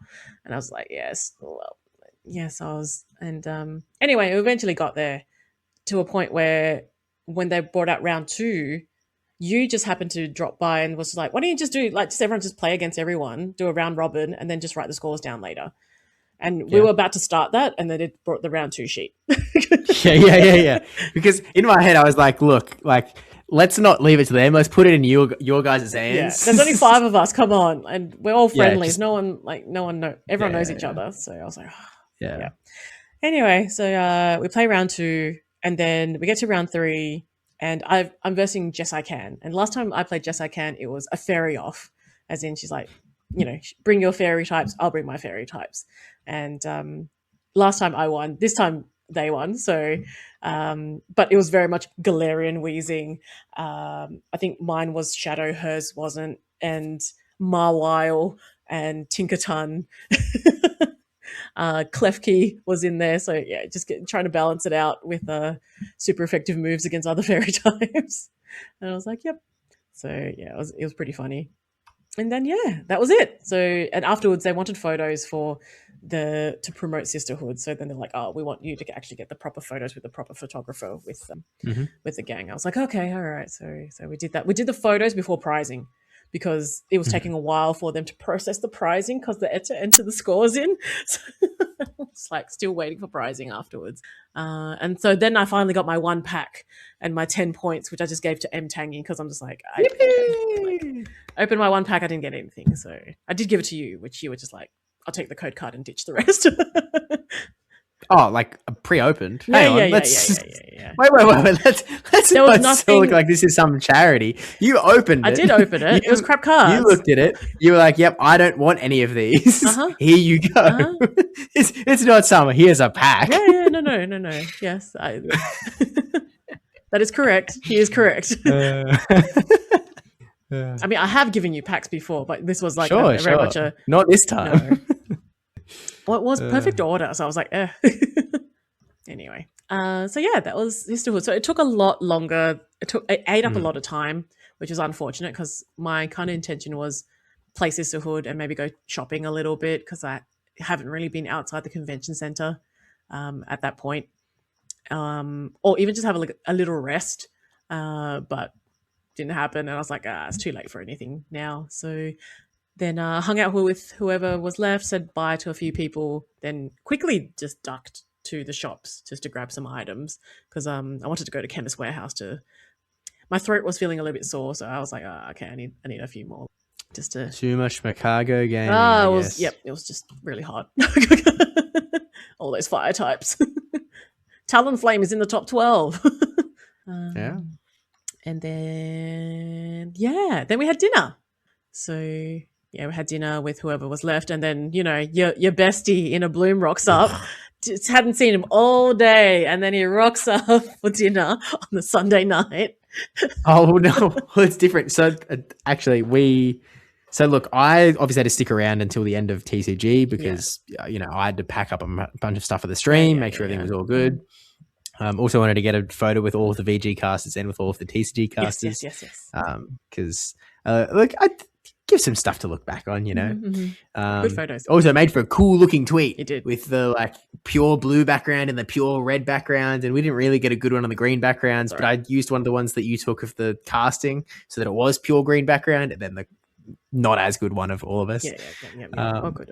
But I mean, look, again, we were in a rush because we actually took that photo before, in the caster swap between losers finals and grand finals because Fish had to go. So it was like, can we quickly snap a quick pic and then let him leave? Yeah.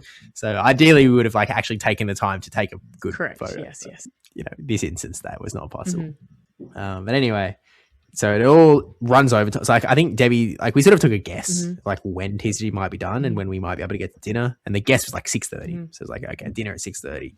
6:30 hit, we weren't done. It was still going on. It took a while for them to do a winner's interview. The winner was Japanese, and they had a judge that was a Japanese translator. But then before they went on for the interview, they were sort of translating what a lot of the cards were. So I think the judge, like, you know, I think they're from Japan. And so like they knew Japanese, but maybe they didn't inherently know like what the Japanese name of Pokemon were in some instances. Yeah. So they were like translating like what's Pheasantipity, what's like, prepping, all of that. And so that was going on for, it took ages. I don't know what else like they were going through, but it took a really long time. As I was watching them do this. Yeah, I was waiting. It did take a long time. I ended up being like, oh, I'll wait. Oh, actually, I'll just go on my phone because it ended up being quite a while.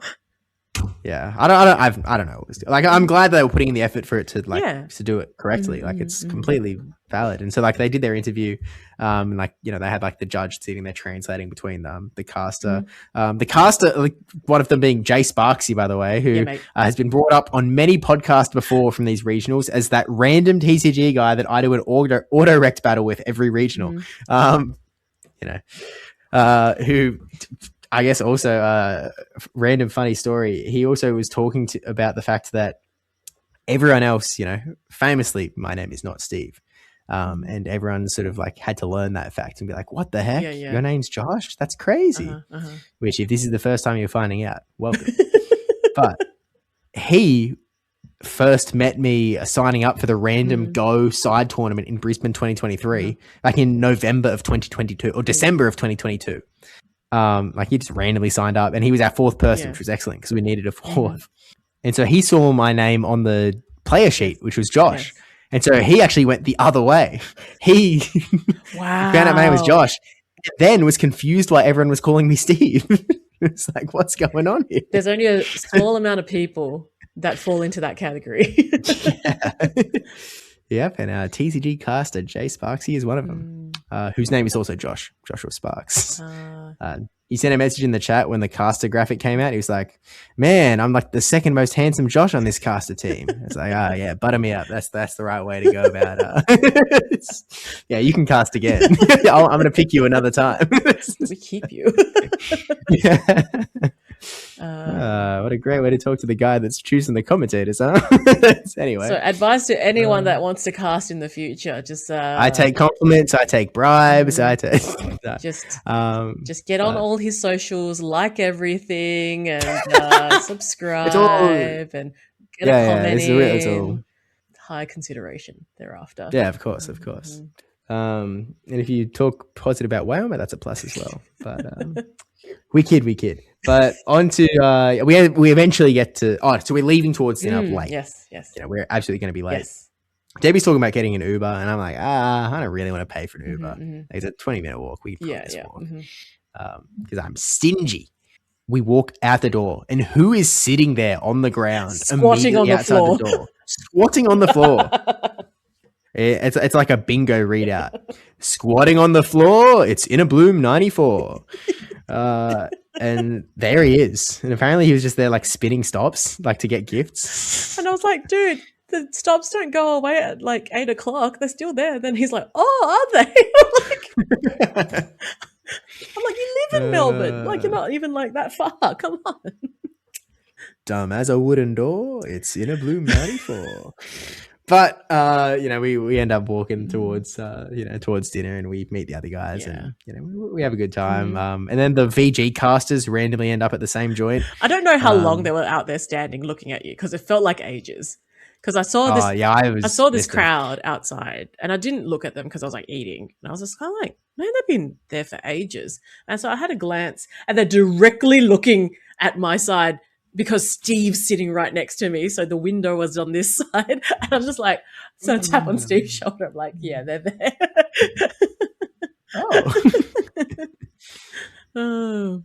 But yeah, that was pretty funny. And then they came in and then sat behind us. So yeah, which I think, Henry, one of the casters, was saying that this is the second year in a row that's happened as well. Which, like, it's not like we were even close to the venue, but apparently this is like a very popular spot. Jum was saying he comes every time. It's, I don't know. Maybe that's the spot for next time. Like, we'll just tell all the casters going like, hey guys, just meet here post stream. Yeah, who knows? But and then, you know, we don't fly back till the next day. You go through Adelaide again. do. I do not. You do not. You go home.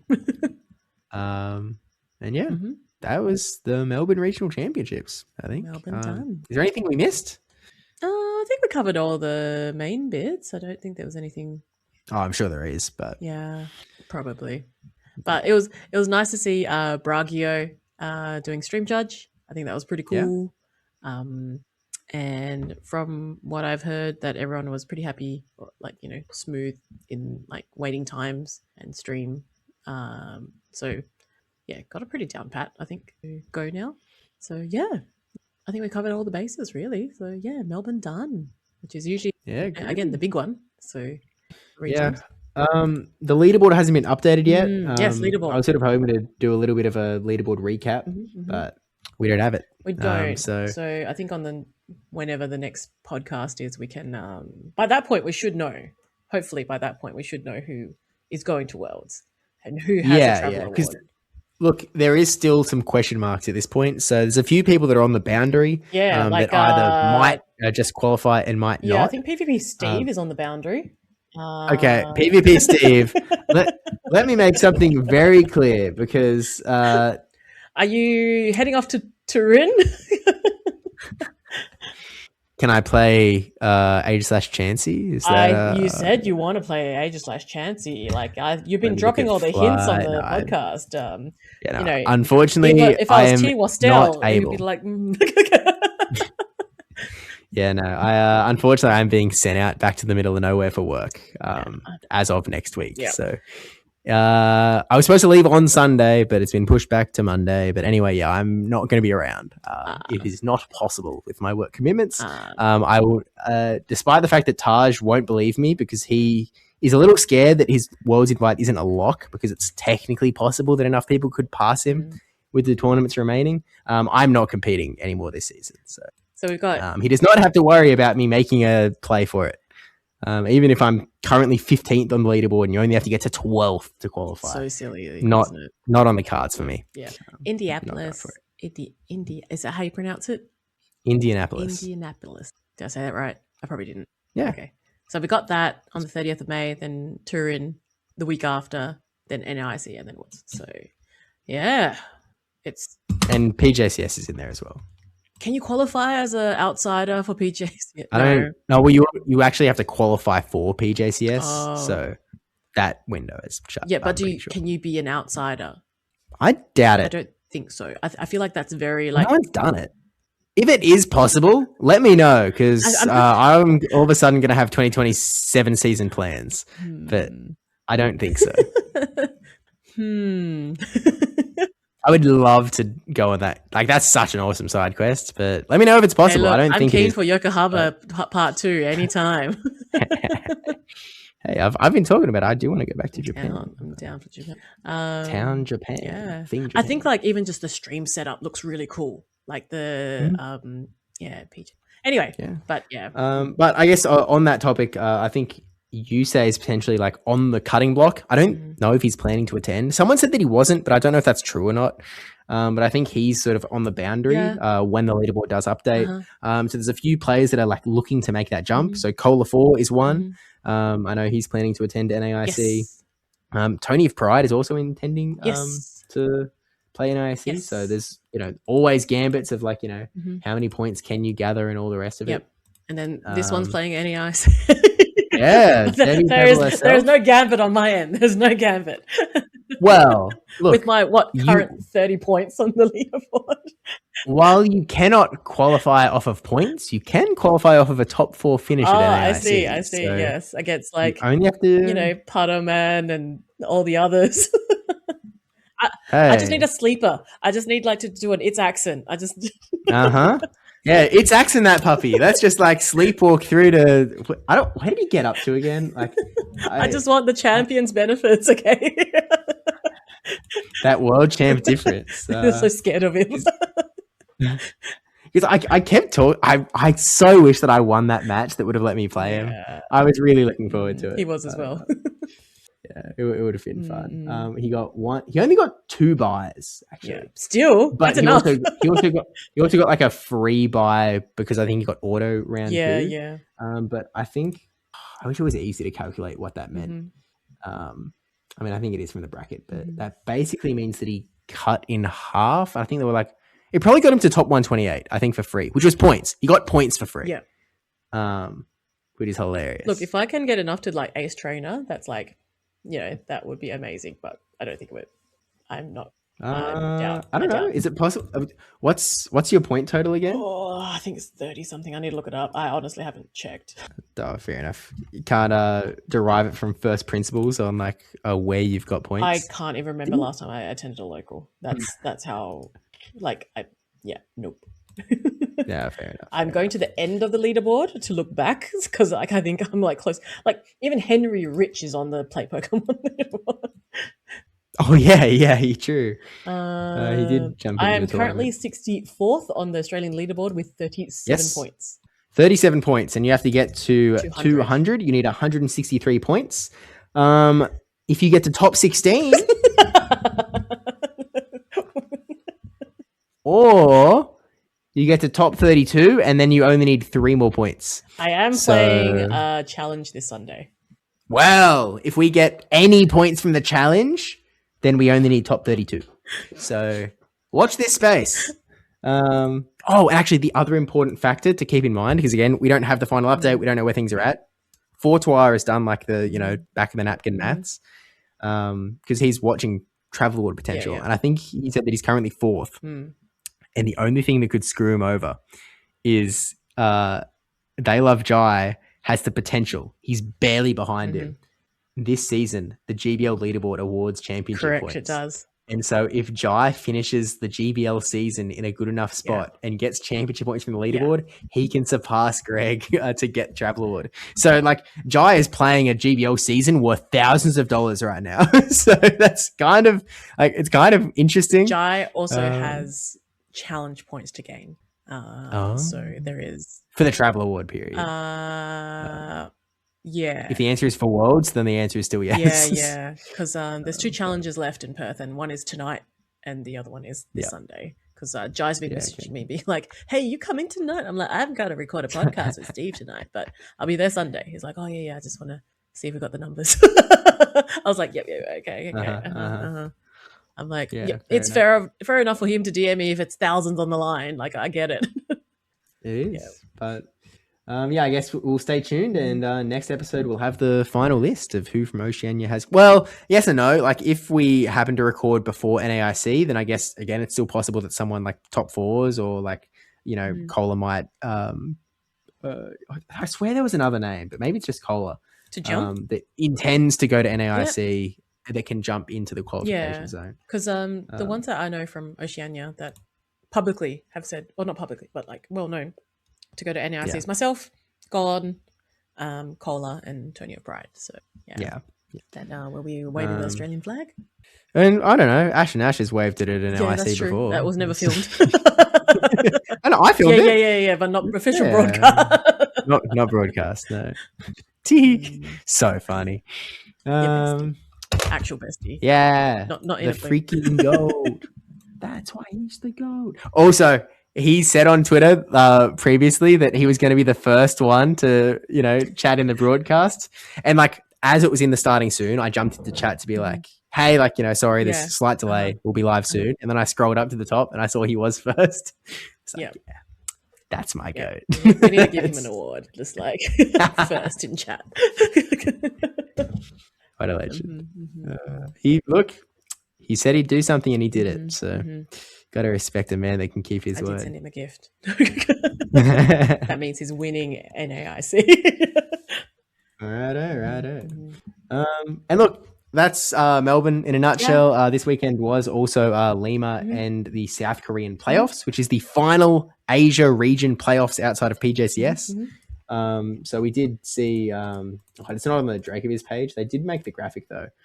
We did see, it was all weird. I don't actually get what happened because they played all the way up to losers finals on Sunday. And then they seemed to play that top 3 on Monday. Oh, okay. Which is odd, but look, fair enough. They can do whatever they want. Yeah. Okay. But only GBL was able to get the win. Oh, yeah, Korea. Yes. After they played the Worlds in 2022. And then our Charming Pori was celebrating in the Oceania chat. So they qualified. Also got the qualification, as well as the 2024 South Korean champ Goji in third. I really remember the 2024 Asian champs because I did a Clash of the Champions APAC edition for 2024. And so, collected all. He was the one that won with Giratina back then. I think the only person to ever win with Giratina outside of Martin. I think. I'm not 100% confident, but I think that's the case. And also my Worlds opponent, Awesome, also was in that top 8 as well. Yeah. I think it's top 8 qualify from South Korea. I hope it's not top 4 because I'd love to see Awesome there again. But yeah, so that was South. Again, there was no broadcast or anything. I'm sure that the video is going to pop up soon. But he was running for good measure. Licky Licky, Togekiss, Shadow Fortress, Feraligatr, Stunfisk, and Grumpig. And then in Lima, where there was a broadcast, apparently there was literally one guy commentating the entire thing. It was just one dude. So there was sort of a community broadcast type beat. But Memi GRR, as I always call him, Memi Grr. I knew as I saw him as a winner, I was like, Steve's gonna love that. I think it's the first time I met him, but I did meet him in Buenos Aires.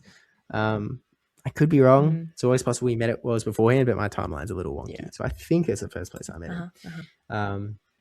And he was again running Altaria, Galarian Corsola, and Polion, Licky Licky, Shadow Quagsire, and would be tough. But there'll be plenty more to discuss, about that in the future. I guess the only other things to mention on top of Ice Chris coming second was Cheese Curl came third with the Shadow Hydreigon. Wasn't running the Aegislash tech, but he did travel down from the US. I do like D-Sync's team. D-Sync's in fourth. He always runs something wacky. This time he was running like a VGC Rain team with Pelipper and Politoed, Shadow Politoed, and then Spiritomb on there as well, which I still don't understand the Spiritomb hype. Maybe I need to watch D-Sync's gameplay if it was on stream and see what the go is. But like any time I've seen it battle, it just feels underwhelming. I don't know. Maybe there's something to it. I don't mind Spiritomb. It's just so slow. Yeah, it feels like Stunfisk. Stunfisk is slow. Sunfisk is quick, man. It's 5-4 pacing on one of them and 5 straight pacing on the other one. It's like faster than Feraligatr. Maybe it's just like, I just don't like Stunfisk. Doesn't do heaps of damage. Yeah, maybe that's it. Yeah. It's like, Yeah, I mean, Spiritomb, it takes 8 to get to the first Shadow Ball. It takes the same pacing to both Shadow Ball and Rock Tomb, but it's 8-7-7-7, which is just a little bit like, it's a little slow and it doesn't do that much damage and it's not insanely bulky. I know that it's only weak to Fairy, but like it's just not that bulky. Yeah. I don't know. Maybe there's something to it. I think maybe I'm sleeping on it.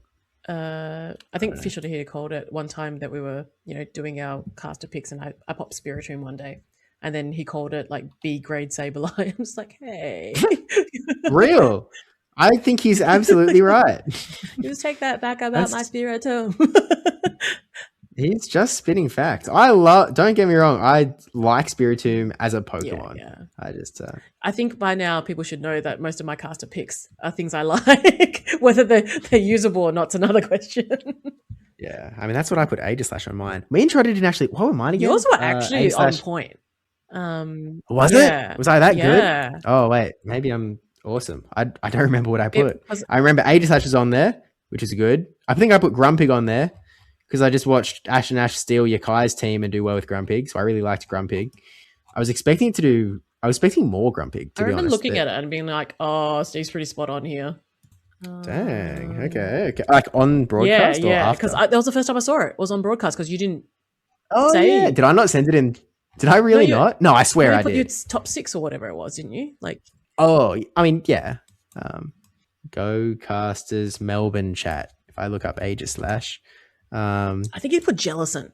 And I thought like. Mine were. No. Mine are Grumpig, Aegislash, Umbreon, and Feraligatr. Umbreon was because like it was straight after LV Happy Eevee's like one game from Maker. I'm like Umbreon of like who would have picked that? So that was this guy. Yeah, it's good, man. It's good. Groovy. Yeah. Well, look, I think that's us for. No, we have to do YouTube comments, which we didn't do from episode 63 because we did the Jumpy episode last. Okay. So the speeder on this puppy. T. Wastel, I wasn't actually predicting Steve would come to Seattle. That was all joking and wishful thinking. Even said Kaz was coming too. Though if NA is so free, Steve should have come to Seattle instead. I mean, Puerto Rico is NA, to be True. fair. I guess I'm 1 for 2 now because I incorrectly predicted that Steve would pivot and go to Sevilla instead of Cape Town. Yeah, that would have been much more difficult, I think. It was actually easier to get to Cape Town than Sevilla because that is mostly through Dubai. I could have gone through Germany, I guess, but still.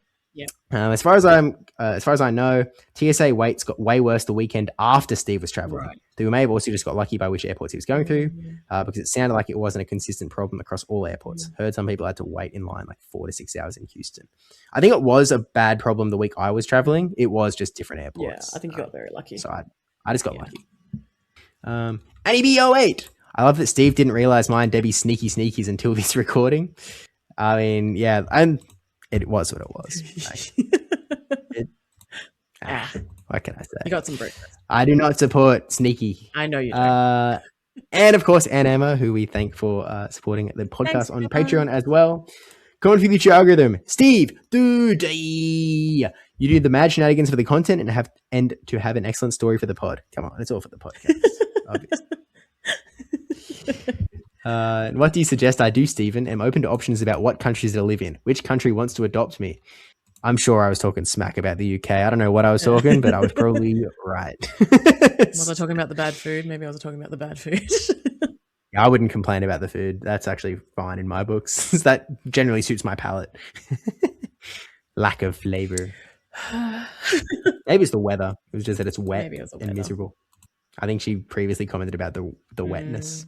I think so. That would make sense. Another awesome episode means also excellent thumbnail. Bonus comment for how lovely Debbie's hair looks. Stunning. Shout out. And then that brings us to episode 64, last episode. And it continues, I guess, here. I like that Quag was in the thumbnail, which it was. It was. That's true. P.S. Comment for the YouTube algorithm for back-to-back jump. Appreciate it. And final comment is from the People's Champion, Taj.